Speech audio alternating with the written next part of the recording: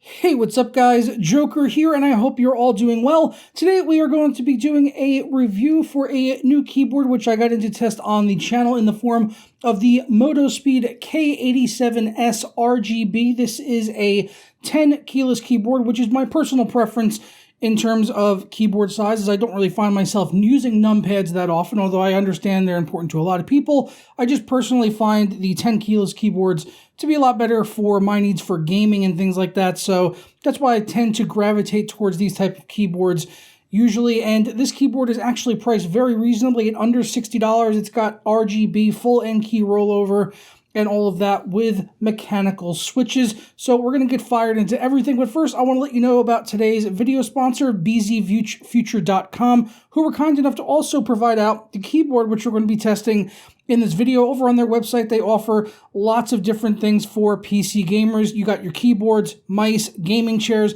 They've even got a keyboard and gaming chair combo, which has bunny ears atop of the gaming chair. I mean, how could you possibly go wrong with that? And yeah, so we're going to be taking a look at the K87S, which as you can see is white and silver with RGB, and it is basically as if a unicorn were to poop out a keyboard. This would be the end result, and it kind of makes sense as the motto over at Motospeed is "Be Born for Games," and there's no mistaking it. This is definitely a gaming keyboard. You could tell that the moment that you look at it. And so far, I've enjoyed my time with the Motospeed K87S. It doesn't have some of the bells and whistles maybe you'd see on some really high-end keyboards from a brand like, say, Corsair, but it does them in a different way, which actually I kind of prefer in terms of things like the RGB, for instance. There is no software, so you're not going to get the same level of granular control if you had software, but you also don't have to have that extra bloat installed on your system. So the fact that you can kind of control everything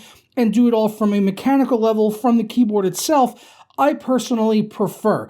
Now, this variant of the Motospeed K87S is using Altimu red switches, which are very similar to Cherry MX red switches. They also do have it with blue switches available as well. So just like Cherry switches, the blue keys, if you choose to pick those up, those are going to be clicky switches, while the red switches here on this keyboard are going to be linear, which I personally prefer for gaming. Browns are probably my favorite overall switch, no matter what the manufacturer is. These ones just happen to be Altimu, who are promising 50 million click life cycle, so very high quality switches. All the switches they do make offer 4 millimeters of total travel distance, with the actuation point occurring after about 2 millimeters. And whether you get the blues or the reds, the actuation force is going to be 30 grams. And really the only other main difference between these and something like a Cherry MX switch is if you look at the actual housing, it has a transparent housing on there, which is going to help a lot in terms of illumination from the RGB that is on the actual keyboard.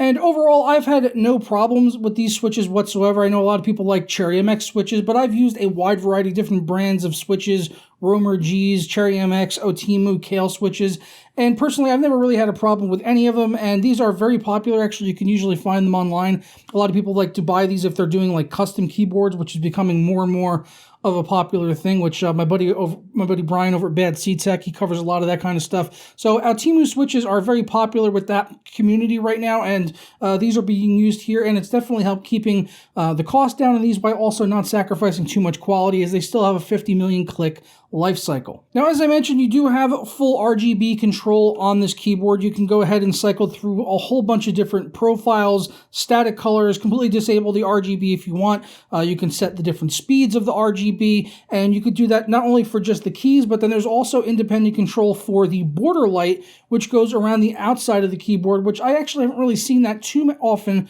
on other keyboards that I've tested here, and it actually looks really pretty with the border going around the outside with the rainbow lights and everything, even more so than I would say the keycaps. The keycaps I like to keep on a static purple personally, but I really liked the RGB edge lighting. I thought it looked really nice watching that slowly kind of travel around the outside of the keyboard. In terms of the other aesthetics, we do have kind of a satin silver finish for the backplate of the keyboard, which is very solid, even though it is made of aluminum, which is going to be a fair bit lighter than steel. This comes in at 0.75 kilos, so a lot lighter than maybe you'll see on some other mechanical keyboards out there. And even though it's on aluminum versus steel, there's still virtually no flex to this keyboard if I pick it up and move it around at all. And the backside of the keyboard is actually a transparent plastic. It is a glossy plastic, which, might be a turnoff for some people. Personally, I didn't really find it much of an issue, as once it's down on your desk, you're really not going to notice it too much.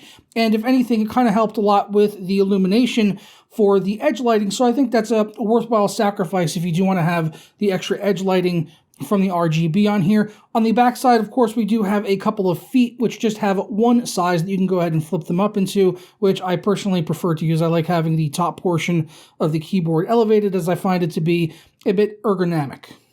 The typing and gaming experience on the keyboard was absolutely fine. Having the full N key rollover is definitely beneficial when it comes to playing games. In case you're having to hit multiple keys at once, you're not going to have any issues with the keyboard basically fighting with itself to decide which of those keys it's actually going to count as being pressed. You can press every key on the keyboard and you'll see it go ahead and type up if you open up Notepad or something like that. So the N key rollover is definitely a welcome feature, and typing on it was nice as well. It's basically what I've come to expect from something like a Cherry MX Red Switch. I'll go ahead and give you guys a sound test now so you can get an idea of what the Red Switches sound like on this keyboard.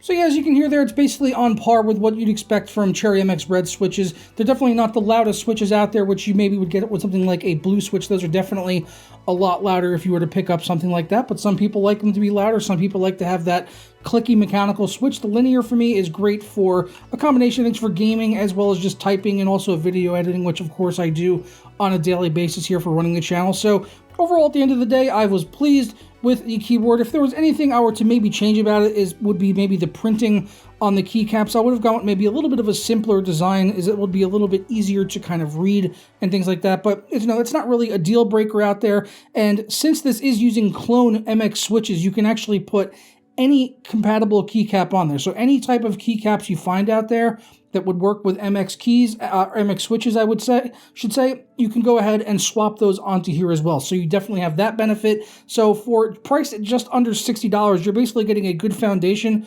especially if you want to get into doing some of the more custom stuff, getting your own keycaps and customizing the keyboard to your liking. You're kind of getting a blank canvas here, as I've seen other videos out there, people modding these keyboards, taking them apart, modding the backside and changing that kind of stuff, and spray painting the silver backplate on here. So there is quite a lot you can really do if you want to get in there and kind of take one of these things apart and start customizing it. And so far, from what I can see out there, these things are very popular. These Motospeed keyboards, as you would expect, with the price, is pretty attractive at under $60. And also BZ Future, even though they sent over this keyboard, they were also kind enough to offer you guys a 10% discount code right now. If you head over there and use my code BZJP at checkout, you'll get an additional 10% off this keyboard, which, as I said, at the current time of recording this, is priced at $58.64, so you'll get about an extra $5.80 off of that, so that'll bring the price closer down to around $50. So be sure to head up the links down in the description below if you want to go get more information about the Motospeed K87S or any of the other products that they have listed over on BZ Future, as my code BZJP will work with any of the hardware that you pick up over there. So let me know your thoughts, as I look forward to reading through those, as always, down in the comments below. If you enjoyed this video or learned something new, leave a thumbs up on it, subscribe if you're not already, and I'll see you all tomorrow for another video. Ta-ra.